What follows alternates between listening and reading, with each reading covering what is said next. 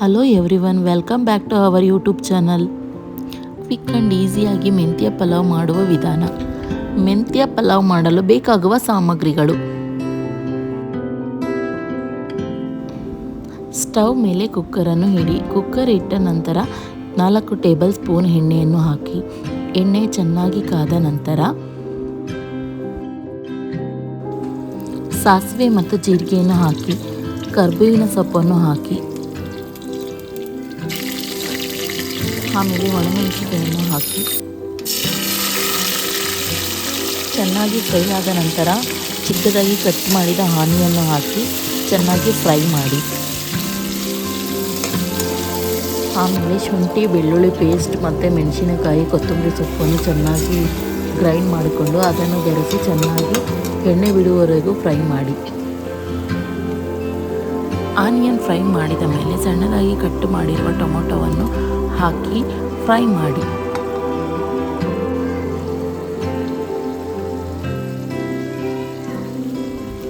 ಆಮೇಲೆ ಸಣ್ಣದಾಗಿ ಕಟ್ ಮಾಡಿರುವ ಮೆಂತ್ಯ ಸೊಪ್ಪನ್ನು ಹಾಕಿ ಫ್ರೈ ಮಾಡಿ. ರುಚಿಗೆ ತಕ್ಕಷ್ಟು ಉಪ್ಪನ್ನು ಹಾಕಿ.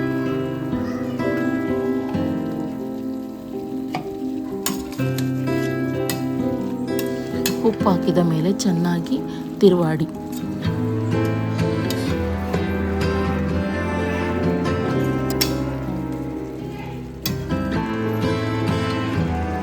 ಆಮೇಲೆ 1 ಸ್ಪೂನ್ ಅರಿಶಿನ ಪೌಡರನ್ನು ಹಾಕಿ, 2 ಟೇಬಲ್ ಸ್ಪೂನ್ ಅಷ್ಟು ಗರಂ ಮಸಾಲನ್ನು ಹಾಕಿ, 3 ಟೇಬಲ್ ಸ್ಪೂನ್ ಖಾರದ ಪುಡಿಯನ್ನು ಹಾಕಿ. ಖಾರ ಜಾಸ್ತಿ ತಿನ್ನುವವರು ಇನ್ನೂ 1 ಟೇಬಲ್ ಸ್ಪೂನ್ ಬೇಕಾದರೂ ಖಾರದ ಪುಡಿಯನ್ನು ಹಾಕಿ. ಎಲ್ಲವನ್ನು ಹಾಕಿ ಎಣ್ಣೆ ಬಿಡುವವರೆಗೂ ಚೆನ್ನಾಗಿ ಫ್ರೈ ಮಾಡಿ. ಫ್ರೈ ಆದ ನಂತರ ಚೆನ್ನಾಗಿ ಫ್ರೈ ಆದ ಮೇಲೆ 3 ಗ್ಲಾಸ್ ಅಕ್ಕಿಯನ್ನು ಚೆನ್ನಾಗಿ ತೊಳೆದು ಹಾಕಿ.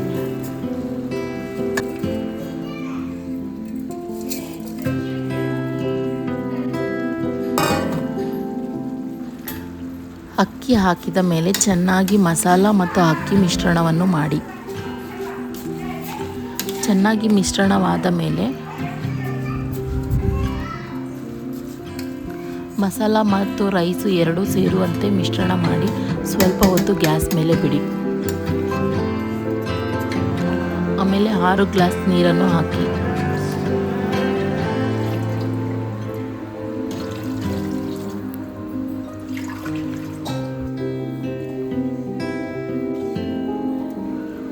ನೀರೆಲ್ಲ ಹಾಕಿದ ಮೇಲೆ ಅಕ್ಕಿ ಮತ್ತು ಮಸಾಲ ನೀರು ಎಲ್ಲನೂ ಮಿಕ್ಸ್ ಮಾಡಿ ಚೆನ್ನಾಗಿ ಕಲಸಿದ ಮೇಲೆ